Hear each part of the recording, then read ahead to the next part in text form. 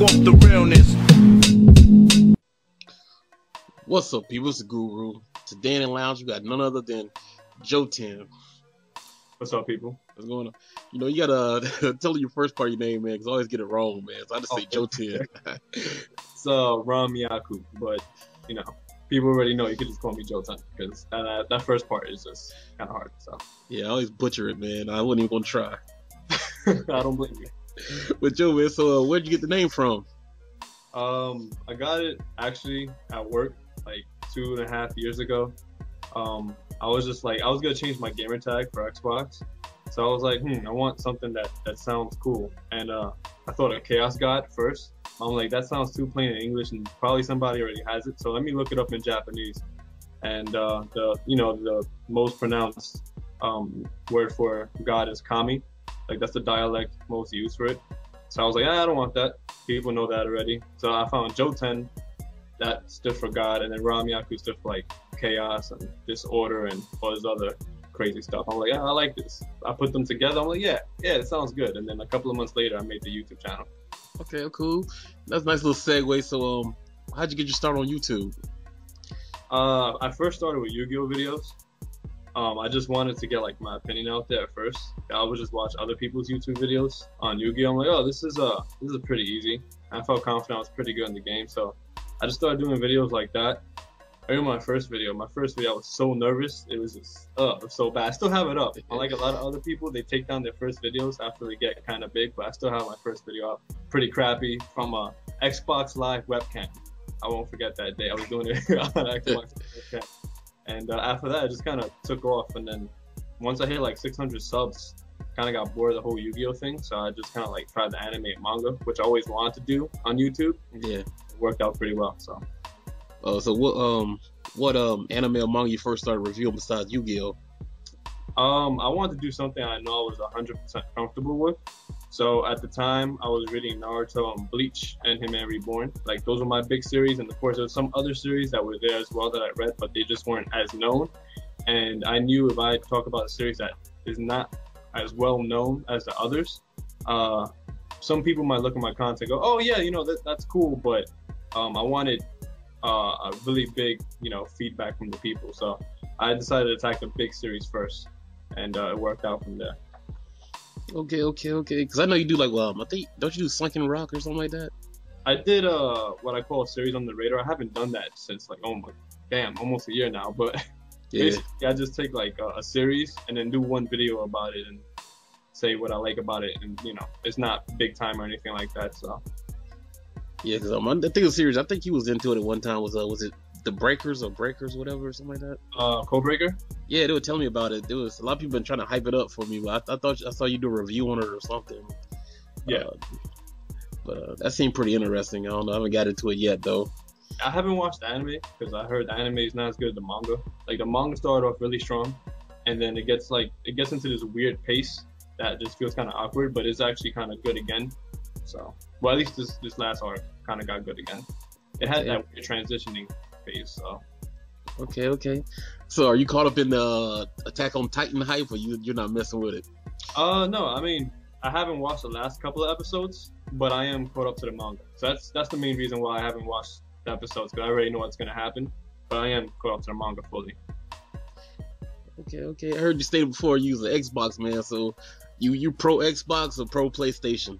I can't be pro Xbox this generation. Like I'm still getting an Xbox One, so I'm just gonna have all the systems. Yeah. But I mean, it's kind of hard to support Xbox with what they're doing. I had some strong opinions and stuff like that, but overall, that's just the way it is. So I'm gonna have both. But to me, it's always for every generation which console does the best. And last generation was Xbox 360, so I don't know if that's gonna be the same for this generation. I don't know. Are you currently doing any gaming on your channel right now?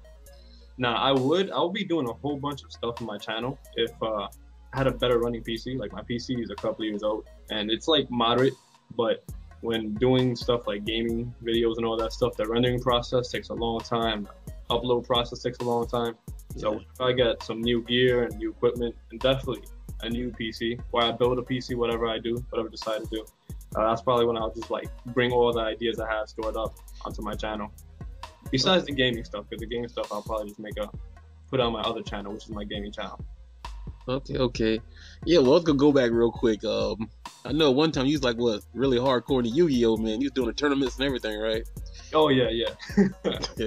Yeah, I mean, I'm still into Yu-Gi-Oh. It's just I took a little break because Yu-Gi-Oh is like super expensive when you're competitive. Like even if you don't buy a competitive deck or use the most expensive deck, if you play competitively, it's still expensive because you're just going out to all these states, hotel expenses, and all this other stuff. And the tournament itself costs money, so it's just all these different traveling expenses. So it's still expensive even if you don't play the best deck. So I was like, you know what? I'm not gonna play this summer because I didn't make it to nationals this year, like the first time in 3 years. I'm like, fuck it, I don't care. Damn, you made it to nationals. You wasn't pretty good, man. That's all right. Making it to nationals is kind of easy now. It's not as hard as it used to be, but Yeah. So the hype's kind of died down now. I guess the anime isn't kind of going away or stuff. I mean, the game itself is still just monstrous. It's the #1 most played game in the world at the moment. It actually took off Magic the Gathering like 2 years ago or something like that during the 5Ds era. So it's still making massive amount of money.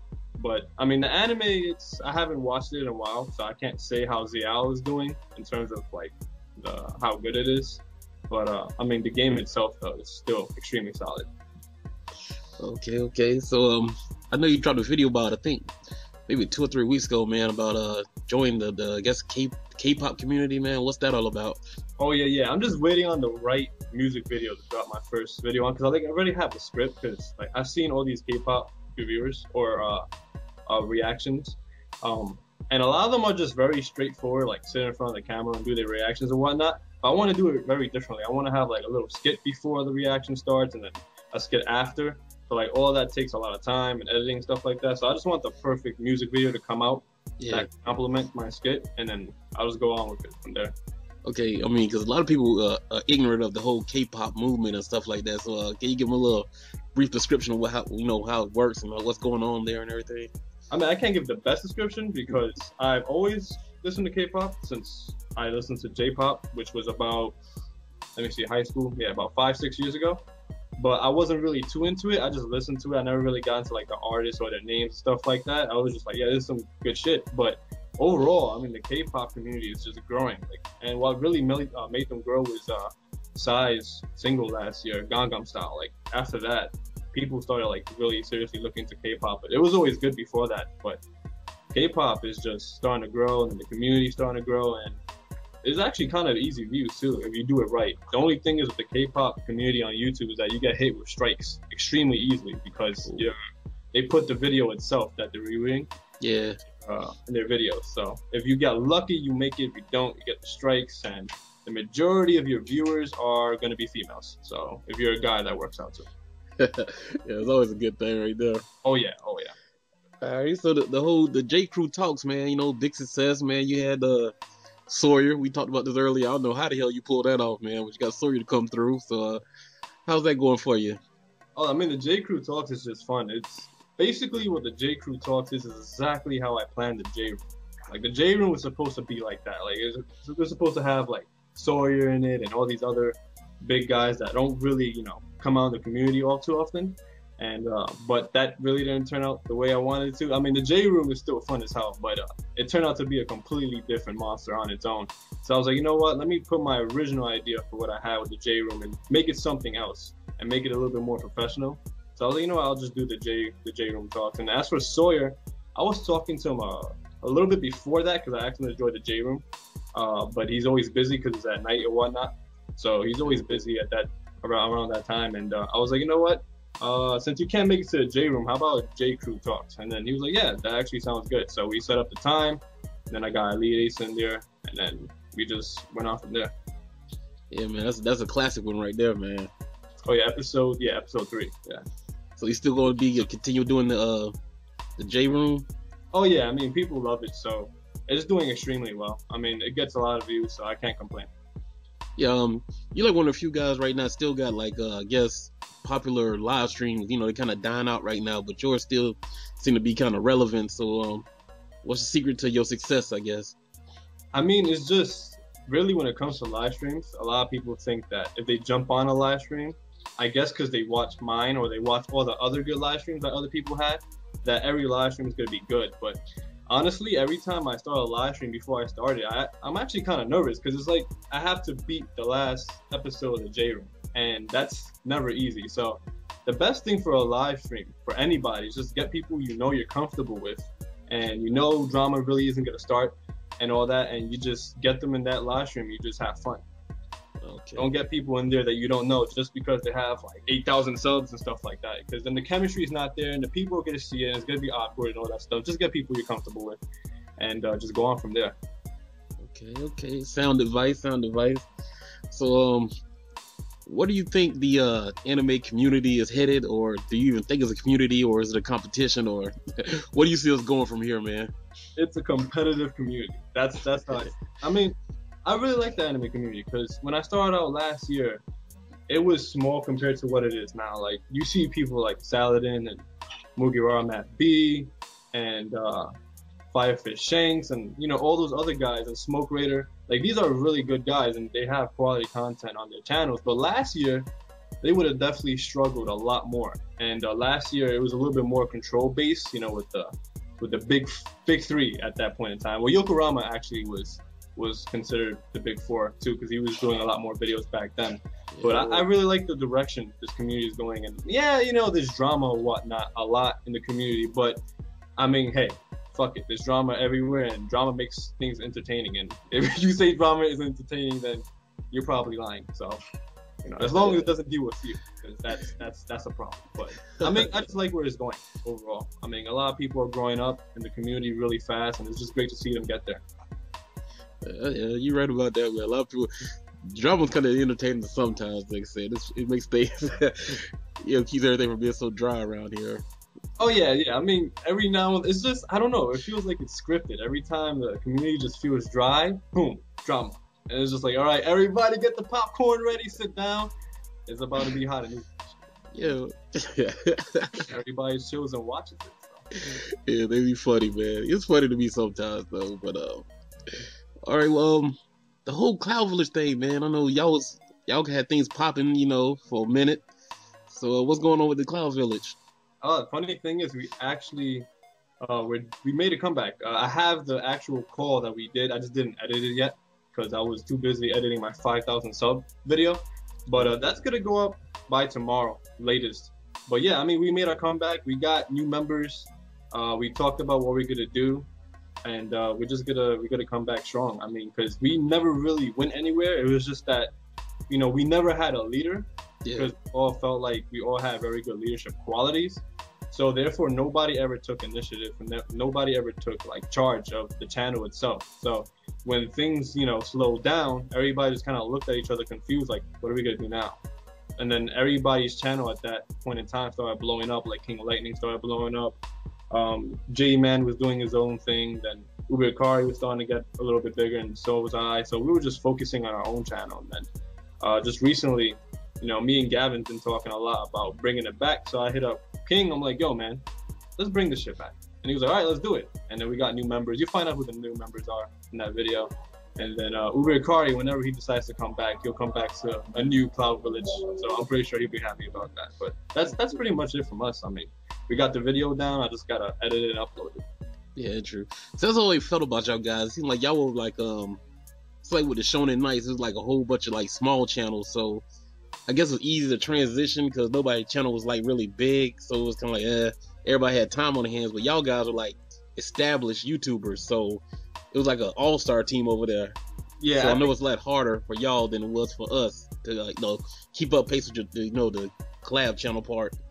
Yeah, I think that's the main reason why we were so successful in the first place, and that's the main reason why we kind of like fell apart towards the ending, because those calls are crazy, man. I mean, wow, the amount of egos in those calls, because everybody has a different type of ego, and the only few people that didn't have egos, I would say, probably would be Persian Version Speaks and Hado Sengoku when they were in it, but everybody else had their own little type of thing, you know, and having all those big channels and, you know, those opinions and clashing, and we didn't have beef, but it definitely started off some very interesting Skype calls that never went up on YouTube, I can say that much. But Overall, I mean, yeah, that's what made us successful. And that was probably like the big part about downfall.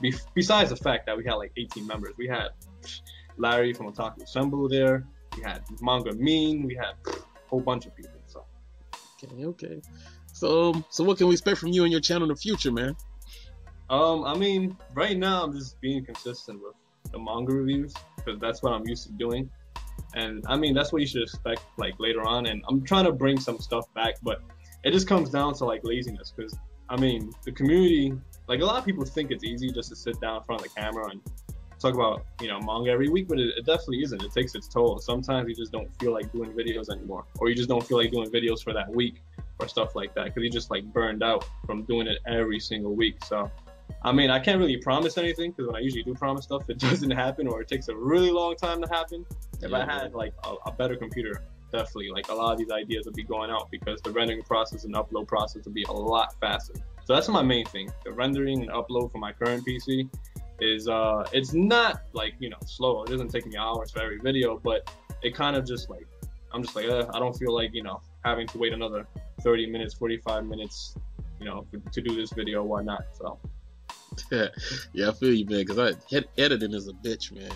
Oh yeah, definitely. But, especially when you try to splice in the jokes and all that. You gotta time it right and get all the cuts in and all that jump ins and all that. So yeah. So you got any shout outs or advice you want to give to the people? Advice? I mean, to the people who wanna do something with their channel, the community, like start a new channel, or they already have a channel. They're kind of like in the segue and they don't know what to do. For me personally, I don't know if it's gonna work for you guys, but I can tell you what I do.